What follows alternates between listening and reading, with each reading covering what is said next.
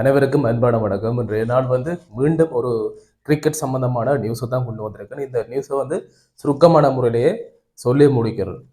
இந்தியாவுக்கும் ஆஸ்திரேலியாவுக்கும் இடையிலான 3வது மேட்ச் இன்றைய நாள் முடிவுக்கு வந்திருக்கு.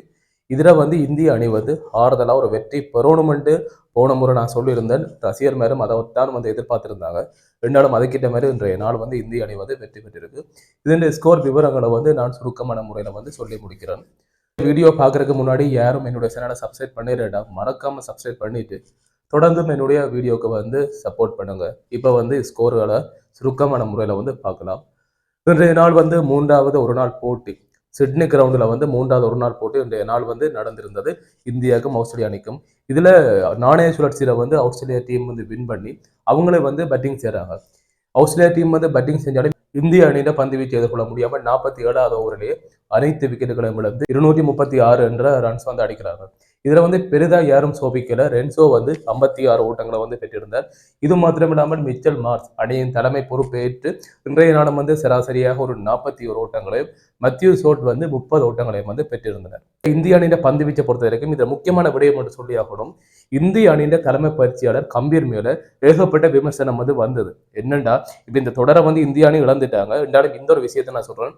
ராணாவை என்னதுக்காண்டி கம்பீர் செலக்ட் பண்ணணும். ராணா ரன்ஸையும் அதிகமா கொடுக்குறாரு, இந்த விக்கெட்டுகளையும் எடுக்கிறாரு. இல்லை சும்மா அது என்ன சொல்றது, ஒரு அட்டிடியூட் அதிகமா இருக்குது, ஆனா பெர்ஃபார்மன்ஸ் காட்டுறாரு இல்லைன்ற மாதிரி.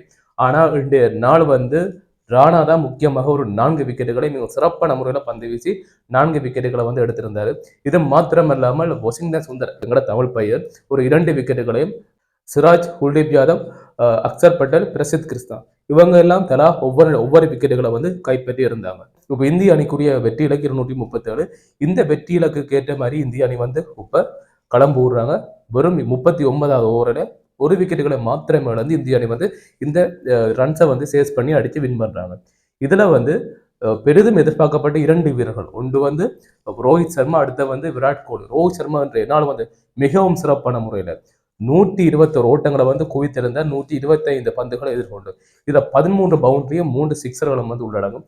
இது மாத்திரம் இல்லாமல் விராட் கோலி 81 பந்துகளில் 7 பவுண்டரிகள் உள்ளடங்கலாக 75 ஓட்டங்களை விராட் கோலி அடித்திருந்தார்.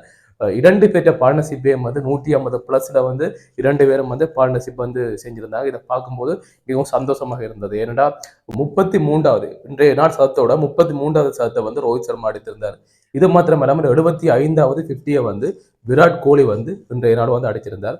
ஆனா இந்த கில், அதாவது அணி தலைமை பொறுப்பேற்று கில் சிறப்பான முறையில தான் துடுப்படுத்தாடக்கூடிய வீரர்.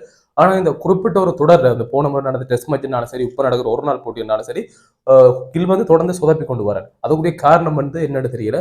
வெறும் 43 ஓட்டங்களை தான் இந்த சீரீஸ் ஃபுல்லாவே கில் அடுத்திருக்கிறார். பெரிய சராசரி ஒன்றும் இல்லை. ரெண்டாலும் ரோஹித் சர்மா மீண்டும் அணிக்குள்ள மிக சிறப்பான முறையில ரோஹித் சர்மா அந்த துடுப்படுத்தாட்டம் மிக சிறப்பான முறையில் இருக்குது. இது மாத்திரம் இல்லாமல் விராட் கோலி முதல் 2 போட்டிகளிலும் டக் அவுட் ஆன வீரர். இன்றைய நாள் தன்னுடைய நிலையை ஏற்று துடுப்படுத்தாடி மிக சிறப்பான முறையில் 75 ஓட்டங்களை விராட் கோலி பெற்றிருந்தாருன்னு தான் சொல்லணும். ஆஸ்திரேலியா டீம்ல பந்து வீச்சில் ஹசல்வுட் 1 விக்கெட் கைப்பற்றிருந்தா. இரண்டாம் இந்திய டீமுக்கு ஒரு விக்கெட் தான் போயிருந்தது. இதோட இந்த சீரீஸ் முடிஞ்சது. 2-1 என்ற விதத்தில் ஆஸ்திரேலியா டீம் இந்த தொடரை கைப்பற்றியிருக்காங்க. என்றாலும் இந்திய அணி இன்றைய நாள் மிக சிறப்பான முறையில் துடுப்படுத்தாடினு தான் சொல்லணும்.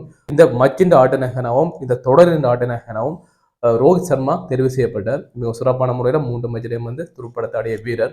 இன்னும் ஒன்று, ஆஸ்திரேலியா அணிக்கு எதிராக 2500 ஓட்டங்களை இரு வீரர்களும் இன்றைய நாள் கடந்துள்ளனர். ரோஹித் சர்மா என்றாலும் சரி, தனிப்பட்ட முறையில் 2500 ஓட்டங்களை ஆஸ்திரேலியா அணிக்கு எதிராக கடந்திருந்தார். இது மாத்திரம் இல்லாமல் விராட் கோலியும் 2500 ஓட்டங்களை ஆஸ்திரேலியா அணிக்கு எதிராக இன்றைய நாள் கடந்திருந்தாருன்னா சொல்லணும்.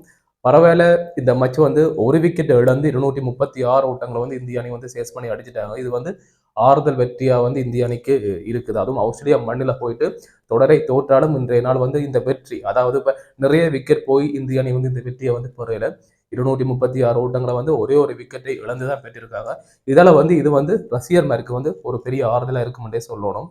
ஒரு நாள் போட்டிகளில் 150 ஓட்டங்கள் இணைப்பாட்டத்தை பெற்றுக்கொண்ட வீரர்கள் வரிசையில இன்றைய நாள் 12வது 150 ஓட்டங்களை பெற்றுக்கொண்டனர் விராட் கோலியும், அடுத்த ரோஹித் சர்மாவும். இந்த ஒரு நாள் போட்டி இந்தியோட முடிஞ்சது. அடுத்தது 5-20 ஓவர் போட்டிகள் ஆஸ்திரேலியா மண்ணில நடக்க போகுது. இந்திய அணி என்ன செய்ய போகுது? இந்திய வீரர்கள் எல்லா கிரவுண்டிலையும் துடுப்படுத்தாடி பந்து வீசக்கூடிய வீரர்கள்லாம் சிராஜ்யம் வந்து இருக்கிறதால இந்திய அணிக்கு வந்து பலம். ரெண்டாலும் T20 மத்தியில் வந்து இந்திய அணி வந்து என்ன செய்ய போகுதுன்றது தான் நாங்கள் எல்லாருமே வந்து பார்க்கணும். இதோட வந்து இந்த நியூஸை வந்து நான் நிறுத்திக் கொள்கிறேன். இதே மாதிரி நிறைய நியூஸ் வந்து இன்னும் சொல்ல போகிறேன். என்னோட சேனல் பிடிச்சிருந்தா மறக்காமல் சப்ஸ்கிரைப் பண்ணிவிட்டு தொடர்ந்து என்னுடைய காணொலிக்கு வந்து சப்போர்ட் பண்ணுங்கள். நன்றி. மீண்டும் ஒரு வீடியோவில் உங்களை வந்து சந்திக்கிறேன்.